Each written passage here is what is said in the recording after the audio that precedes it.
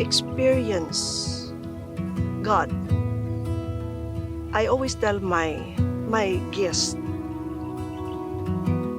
what you feel, not everybody will feel. So your encounter in my chapel, what you encounter is your encounter. We are so far in, we're not in the highway. Interior na kami here in Mangapuri. You didn't come by accident. You were brought here for a reason. This property came about when I said I have a big family and I've always wanted that, when we come together. So in the main house, I have 3 cabanas there so that my sister can be there, one with her family, the other one. But that didn't happen so often because my sisters are in Manila. We're in Don Salvador. This is about an hour's drive from Bacolod. Place is beautiful. The background is Mount Canlaon. You have fresh air. By 5 o'clock, it's cold by the time, from the month of October to February. It's quite cold.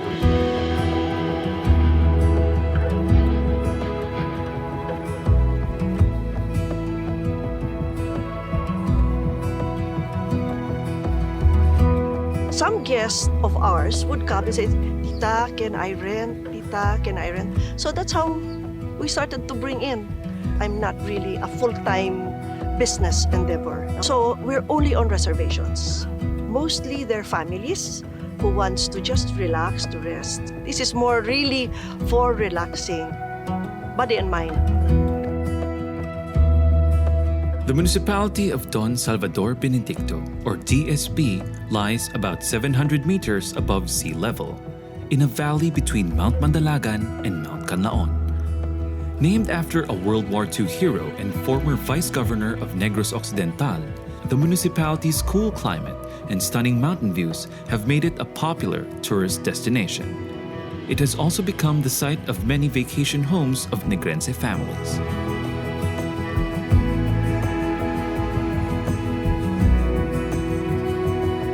When we built the place 10 years ago, this was still like really raw land. And my husband said, you look for the highest ground and one day we will build a chapel.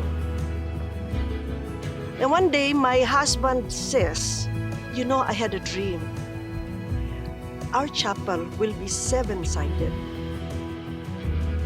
And I'm not an architect. I'm not an interior designer, so I don't know what is a 7-sided. When we were in Hokkaido, we went to the Carmelite monastery. We were just going around and I saw this little chapel. Lo and behold, I counted 7 sides. Amulang gali ni ang 7-sided. So as soon as I returned here, I knew exactly what we wanted.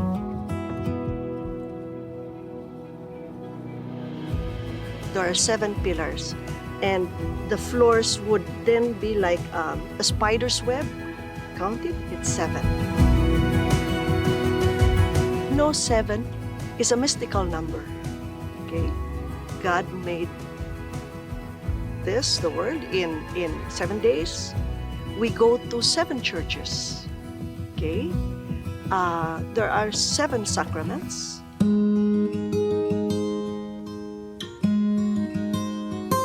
I remembered I had a crucifix that came from my mother's house. It's just a wood mahogany tree that was felled.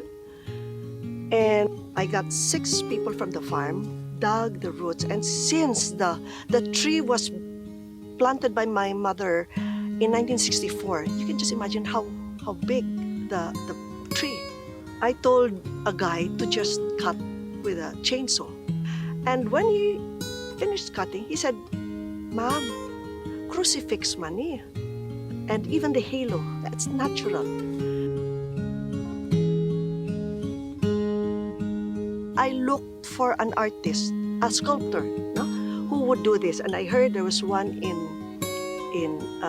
somewhere around in Bacolod. And slowly, he did it. na mahimo ng figure na. So it was finished. And we placed it, just inserted it inside the kwan. And it fitted to a T. Did you notice that the hands and the feet are down on the floor? Actually, when I had it made, no, I placed the hands and it just didn't feel right. So I was trying to find what is it that can describe the crucifix.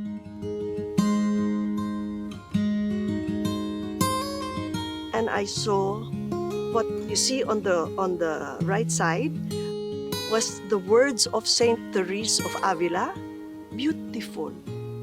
It's the meanings of the things there. It's exactly what you see in my crucifix. It makes me think of my mom because it came from her. It's priceless, you know. It's something money cannot buy.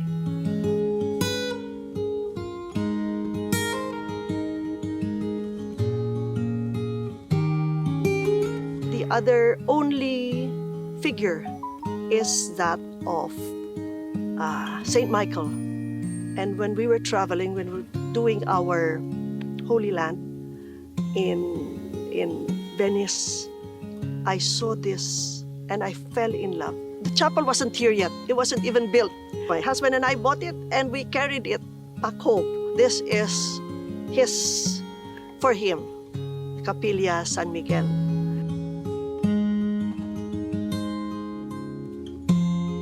A little chapel that has the mountains on the background.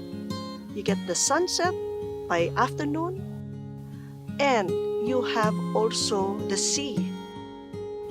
You will hear the sound of the kapis. When all my sliding glass opens, when we have occasions like there's a wedding or a retreat, we open the sliding doors and you hear the sound of the kapis. So it's like the sea singing to you. So you're up in the mountain, but you have semblance of the sea.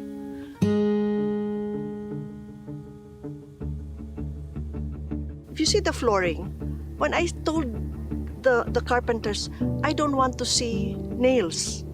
I said, ay, hapus lang na, day. Wooden pegs.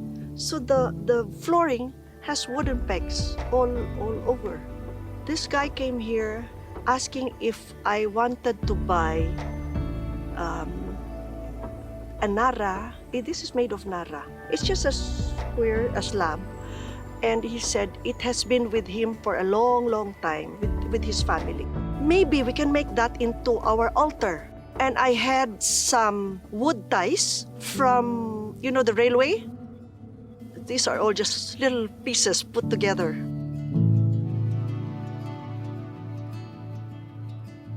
And there was a time my husband would say, what if we can't finish? The cash was dwindling. And the chapel was like 3/4 done. I said, what are you scared of? This is his house.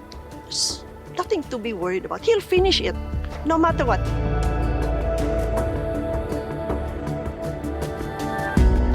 People would ask me, what's Manggapuri? I have to remember that I am here. I am in Purok, in this little village called Manga.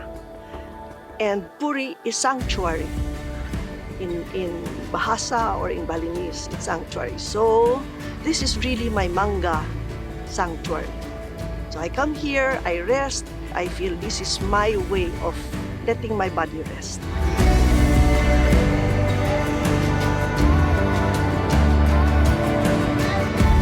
I'm now on my 15th year of my cancer.